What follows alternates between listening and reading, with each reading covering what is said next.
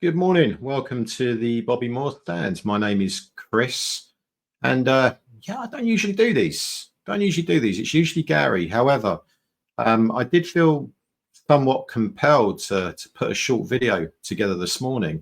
I guess kind of upon reflection of both the Newcastle and the Arsenal game, of course, but also due to the fact that I will be going and travelling to Leicester a little bit later on today, which for me, I think is season defining, actually. Well, certainly the next 4 to 5 games are season defining for us, which I will come on to in just a moment. However, before I do that, I must ask you to please subscribe and like the video, subscribe to the channel and like the video. It does genuinely help us. And we've also got this new background I've noticed today as well, a Christmassy themed background, which Gary's obviously put together. So if you like that, please like, subscribe. We really appreciate it. But anyway, coming on to the news, right? So what has happened today? What have we heard?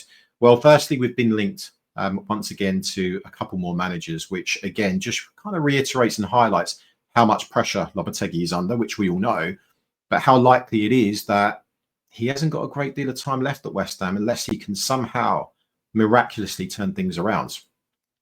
The first manager that there seems to be a lot more momentum with, certainly today and yesterday is the ex-Porto manager, Sergio Conceição. I think he spent about 7 years at Porto, won quite a few trophies there as well. I think if you look over the course of the last 4 seasons, won 5 trophies. He won the league, I think, in 2022, won the Portuguese Cup, the League Cup, the Super Cup. So someone that is a serial winner, perhaps we could say that. Reminds me of Moyes when I say that, because I know he said that. But he is someone that does win. Okay, he's certainly a winner. In terms of his style of play, from what I understand, he plays with a very high line, which by all accounts is something that we're becoming quite accustomed to at West Ham this season. Although that being said, I think his teams are a lot more of a cohesive unit as opposed to how we play under Lopetegui, right? I think in terms of how they attack, they progress the ball extremely well into the final thirds. They're also a real kind of possession-heavy team as well, Porto. So very quick passing in the final 2/3 of the pitch, very dangerous in transitions, and they're quite an unpredictable attacking side as well, which, quite excites me because we don't really see that at West Ham. It's very predictable in terms of how we play at the moment. Now, will this happen? Is this Sergio Conceição a likely option? It's debatable, right? I reserve judgment for the time being. The other one, of course, is Edin Terzic. There's a lot of noise about him as well.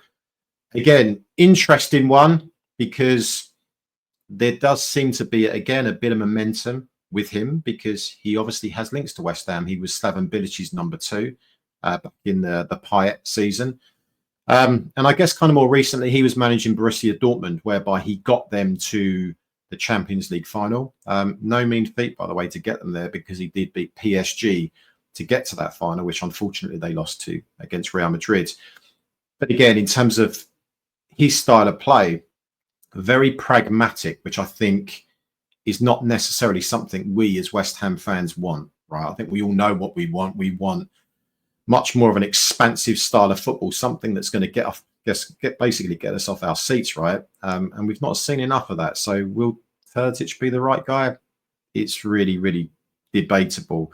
Apparently, he's not someone that is universally liked, or wasn't universally liked at Dortmund.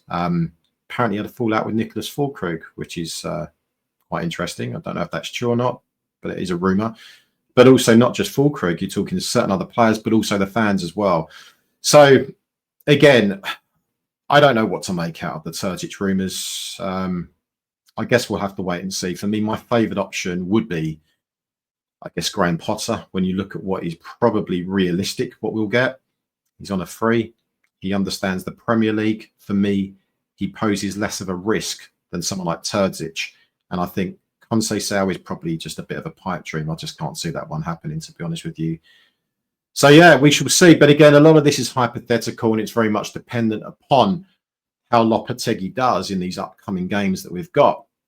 So, Leicester, obviously today, and again, 4 5 key games straight after that as well, which I will kind of elaborate on in a moment as well.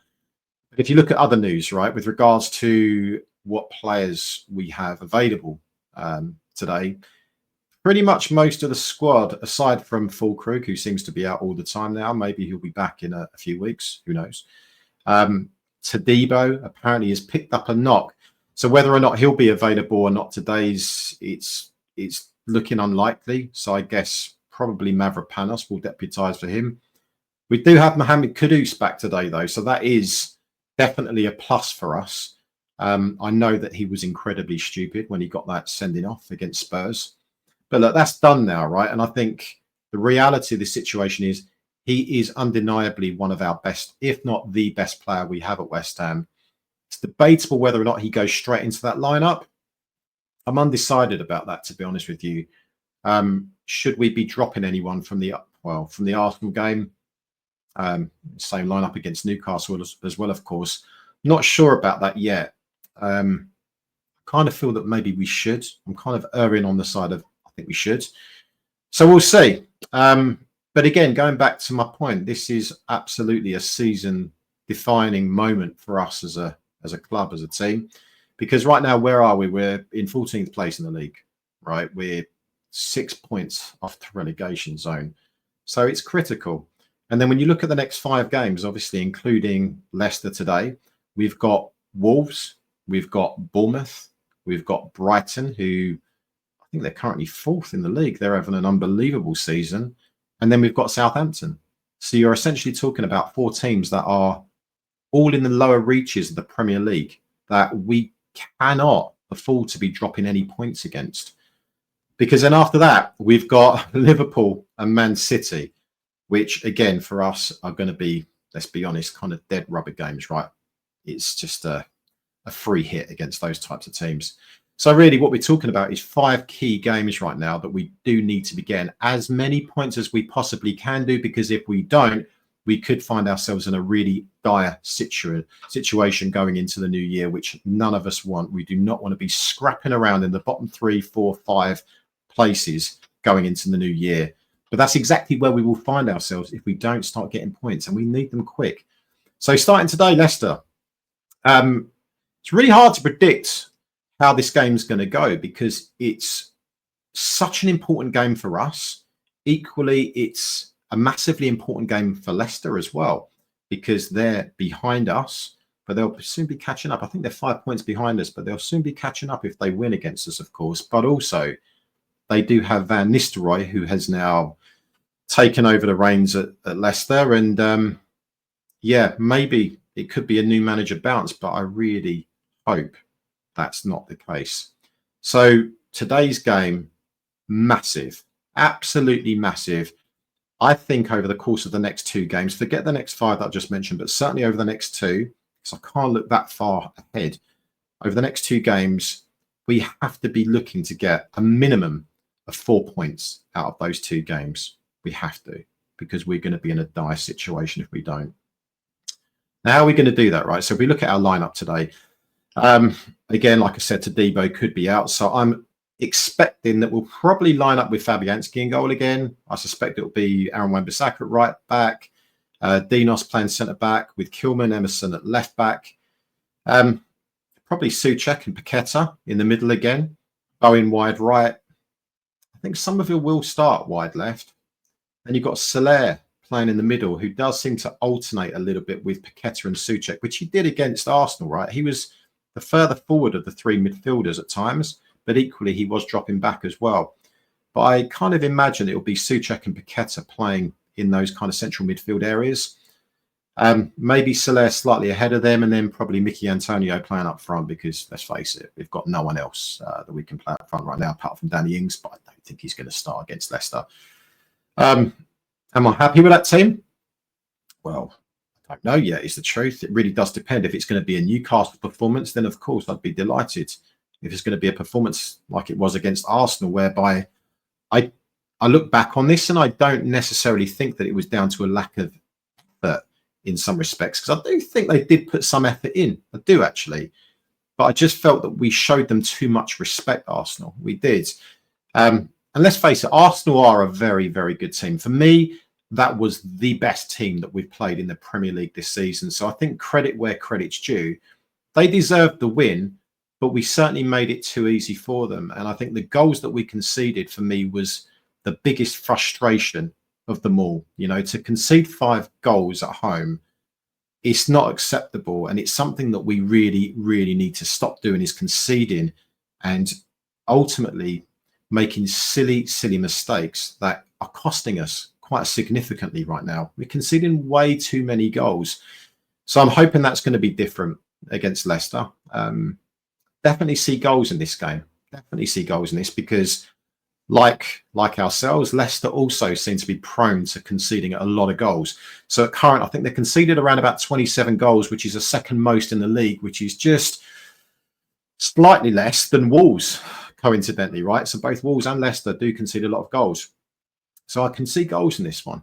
You know, who can't? What worries me a little bit, can't believe I'm saying this, but Jamie Vardy, right? He's getting old, but he's still got it. He scored 4 goals in 11 games for Leicester this season.